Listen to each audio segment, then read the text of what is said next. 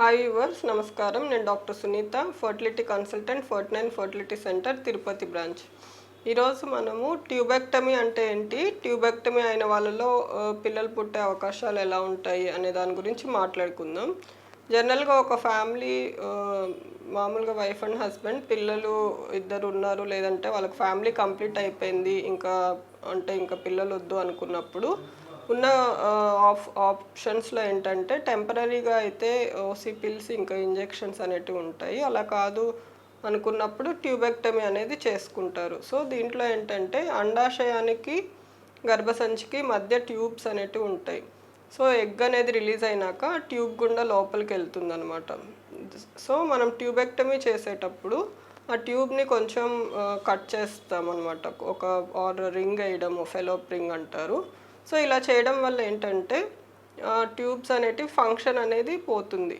దీనివల్ల మళ్ళీ పిల్లలు పుట్టే అవకాశం అనేది తక్కువ ఉంటుంది.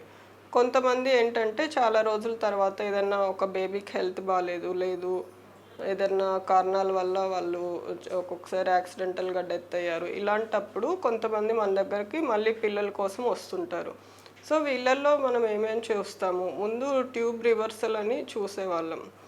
కాకపోతే ఆ ట్యూబ్ రివర్సల్ అనేది సక్సెస్ ఛాన్సెస్ కొంచెం తక్కువ ఉంటాయి. దాంతోపాటు ఎప్పుడైతే హస్బెండ్ సెమెన్ అనాలిసిస్ నార్మల్ ఉంది, లేదు ఉమెన్ కూడా ఏజ్ కొంచెం అరౌండ్ 30 కంటే తక్కువ ఉండి ఎగ్ రిజర్వ్ బాగుంది అన్నప్పుడే ఆ ట్యూబ్ రివర్సల్ అనేది సజెస్ట్ చేస్తాము.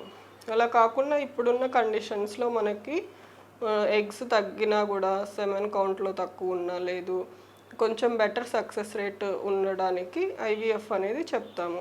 సో ట్యూబెక్టమీ అయిన వాళ్ళు కూడా టెస్ట్ ట్యూబ్ బేబీ ద్వారా పిల్లల్ని కనే అవకాశం అనేది ఉంటుంది.